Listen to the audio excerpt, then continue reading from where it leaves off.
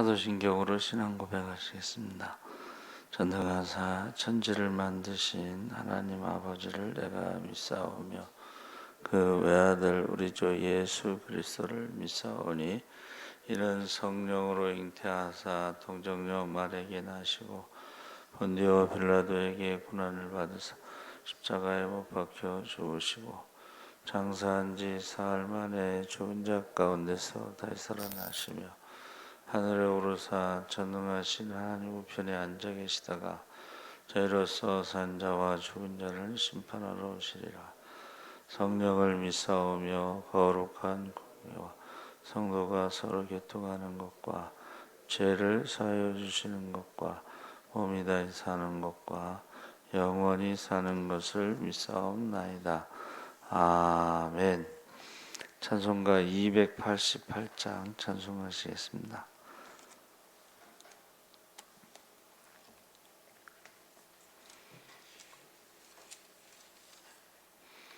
찬송가 288장 찬송하시겠습니다. 예수를 나의 구주 삼고 성령과 피로써 거듭나니 이 세상에서 내 영혼이 하늘의 영광 누리도다. 이것이 나의 간증이요 이것이 나의 찬송일세. 나 사는 동안 끊임없이 구주를 찬송하리로다. 온전히 주께 맡긴 내 영 사랑의 음성을 듣는 중에 천사들 왕래하는 것과 하늘의 영광 보리로다. 이것이 나의 간증이요 이것이 나의 찬송일세. 나 사는 동안 끊임없이 구주를 찬송하리로다. 주 안에 기쁨 누림으로 마음의 풍랑이 잔잔하니 세상과 나는 간 곳 없고 구속한 주만 보이도다. 이것이 나의 간증이요 이것이 나의 찬송일세. 나 사는 동안 끊임없이 구주를 찬송하리로다. 아멘. 하나님 말씀을 로마서 8장 14절에서 17절까지 말씀을 보겠습니다. 신약성경 249쪽에 있습니다.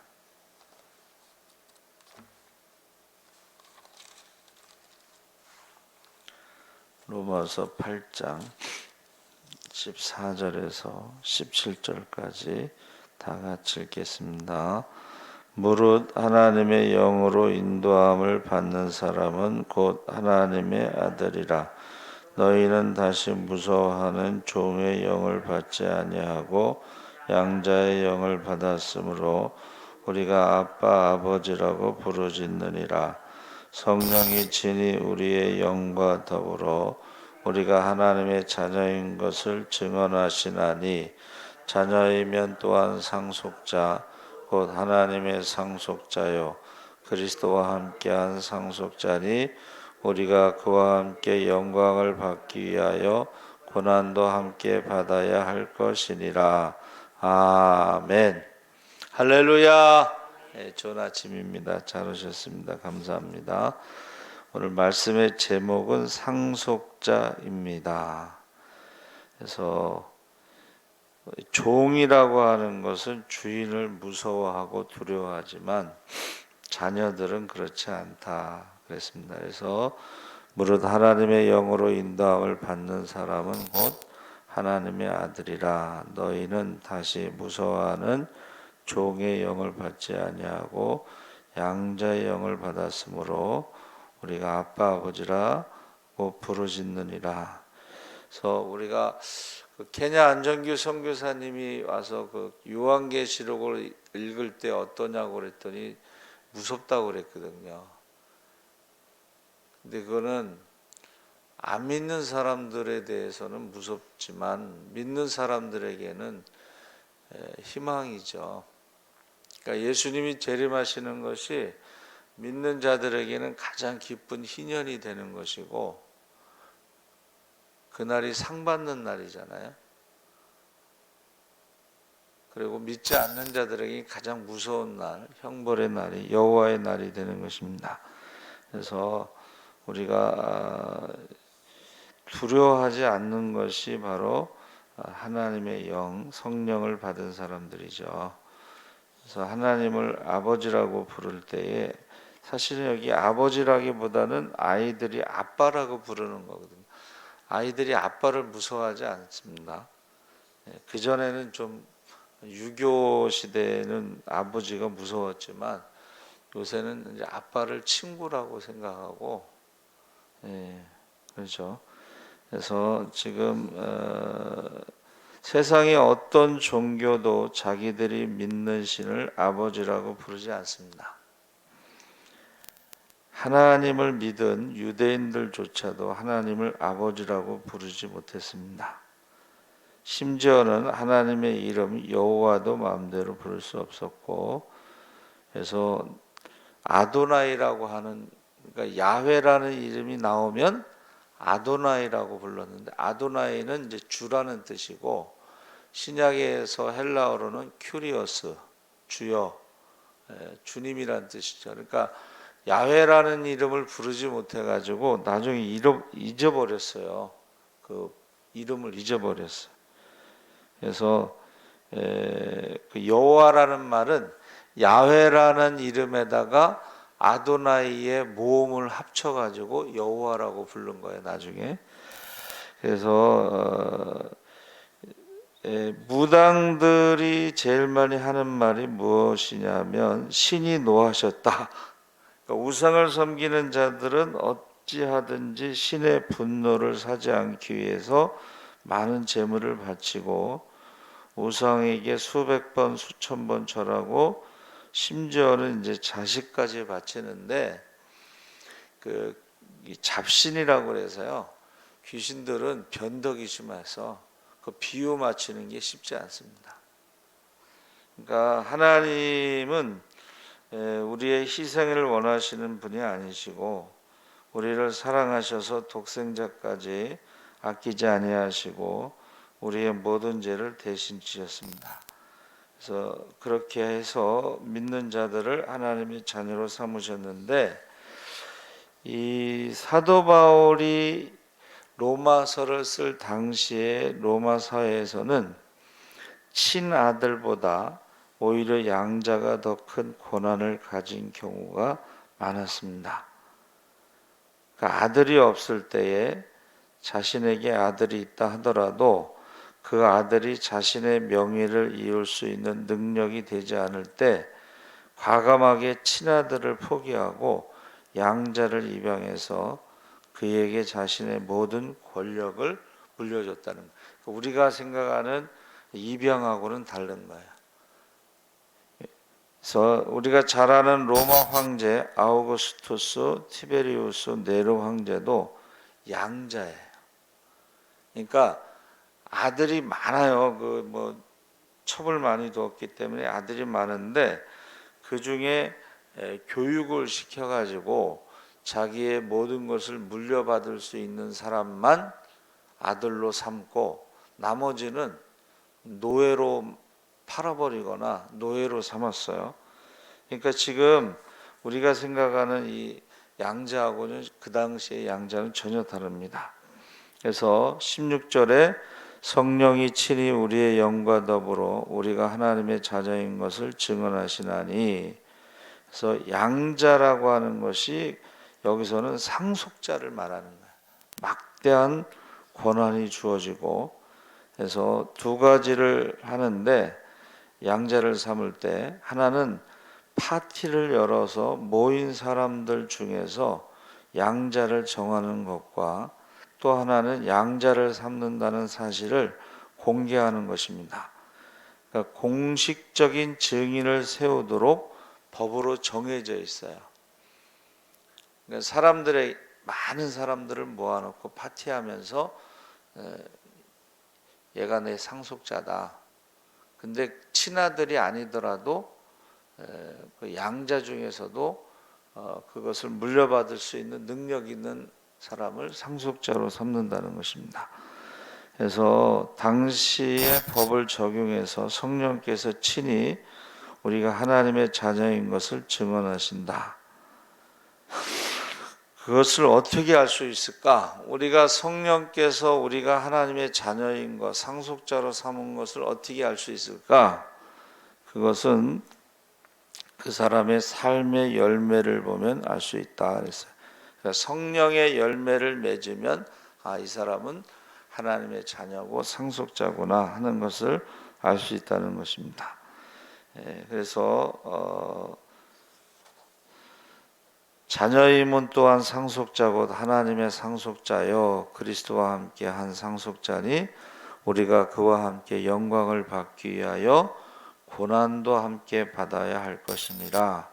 17절에 그러니까 자녀는 상속을 받지만 상속을 받기 전에 훈련을 받아요. 그러니까 그 훈련을 통과해야 돼. 그 고난을 통과해야지. 자, 법적으로는 이제 상속자가 됐어요. 그런데 그것을 물려받기 위해서는 훈련을 통과해야 돼. 교육을 통과해야 돼요. 그래서 그 종들 가운데 교육 담당하는 종이 있어요. 그게 율법이라는 거예요. 자, 율법이 하나님의 자녀들을 훈련시키고 그 고난을 통과하게 되면 이제 나이가 되면 이제 유대인들은 이제 13세 성인식 할 때 그때에 이제 그 모든 것을 물려받는 거예요. 그래서 그 재미난 이야기가 하나 있죠. 그 아들이 멀리 여행을 갔는데 그 아버지가 이제 유언을 해요. 종들에게 내 재산 중에 하나만 우리 아들이 선택을 하고 나머지는 너희가 다 가져라. 그러니까 종들이 얼마나 신났겠어요. 그래가지고 이제 그 아들이 돌아와서 아버지의 유언을 전하니까는 그 아들이 아버지가 왜 그런 말씀을 하셨을까 생각해 보니까는 그 하나를 그 종들을 나의 유산으로 선택한 거예요. 그럼 종들의 재산은 다 주인거니까. 만약 그렇게 안 했으면 종들이 다 훔쳐서 도망갔을 수도 있었는데 다 자기 것인 줄 알고 막 관리를 얼마나 잘했겠어요. 그래서 우리가 자녀이면 상속자라는 말은 그 일정 기간까지는 교육을 종들에게 율법이 이제 우리를 가르치는 그 몽학 선생이라고 그래서 그리스도에게로 인도하는 그 몽학 선생은 이제 초등학교 선생님 내지는 가정교사로 들어온 사람을 말하는데 그 율법이 몽학 선생이 돼서 예수에게로 우리를 인도한다. 다시 말하면 하나님의 은혜가 필요하다는 것을 가르쳐줘서 그 하나님의 은혜가 바로 메시아 예수님이시죠. 그래서 예수님이 하나님의 아들로 메시아로 하늘의 미랄이 돼서 죽기까지 순종했을 때에 많은 열매를 맺죠. 그것처럼 우리도 상속자면 바로 그 고난도 함께, 십자가의 고난도 함께 받아야 마땅하다 그랬습니다. 그래서 이 상속자라는 말이 히브리어로 야라시라고 그랬는데 권능, 지도자, 반복. 그래서 야렛이라는 것은 붙잡다 이런 뜻입니다. 재산을 갖다, 점유하다. 그래서 이 민간 사건들에서 이 단어는 상속자가 된다는 것은 친아들과 양자와 상관없이 물려받는 사람을 말하는 것입니다. 근데 이 상속자라는 한문이요, 계속 이어가는 자. 그래서 우리가 자녀가 많아도 장자권이라는 게 있죠. 그 장자권이 상속자라는 뜻이에요. 근데 그 상속이 서로 상자가 나무를 보며 기다린다, 에덴 동산을 보다 뭐 이런 뜻으로 쓰였고, 그 자자가 중요한 거예요. 상속에서 속자는 실처럼 이어간다는 뜻인데 자자가 우리가 알고 있기는 놈자자라고 말하는 사람을 말하는데 원래 그 놈자자라는 밑에는 불화자가 들어가 있어요. 자, 상속자 아들을 밑에서 번제단에 나무를 쌓아놓고 불을 지르는 것은 이삭을 말하는 거예요. 이삭. 그러니까 아브라함이 75세에 부르심을 받고 그가 갈대아 우로 본토 친척 아비집을 떠났지만 상속자가 없었잖아요. 그래서 하갈이 이제 10년이 지나고서 자기 그 사라가 그 하갈 몸종에게서 자녀를 낳으라. 그래서 이스마엘이 태어났죠. 근데 하나님은 사라에게서 난 자가 상속자라고 말씀하신 거예요. 이것은 언약의 자녀. 하갈은 언약으로 태어난 게 아니고 사라의 생각에서 태어난 거예요. 그래서 이게 얼마나 중요한 사건이냐면 사라의 생각대로 이스마엘이 태어나고 이스마엘이 12아들이 있었어요. 그 12아들이 지금의 이슬람이에요. 그러니까 야곱의 12아들 언약의 그 상속자들의 아들들을 계속 괴롭히는 거예요, 지금도. 그리고 아브라함이 이제 후처 구두라를 통해서 6명의 아들이 태어나잖아요. 그 사람들도 이슬람이에요. 그리고 본토 친척 아비집을 떠나라고 했을 때에 조카를 데리고 가잖아요. 조카도 친척이죠. 그러니까 사라의 생각에 이스마엘의 12자손들이 지금 이슬람이고 그두라의 6명도 역시 이슬람이고 그리고 롯의 자녀들도 모압과 암몬도 지금의 요르단 땅도 역시 이슬람이에요. 그러니까 하나님이 처음에 아담과 하와를 부부로 세우고 가정을 세웠을 때에 그것을 벗어났을 때에 그 1%의 불순종, 조카 롯을 데려가고 그 다음에 이스마엘이 태어나고 그 다음에 구두라를 둔 것이 이게 다 하나님의 백성들을 괴롭히는 이슬람 사람들이 돼요.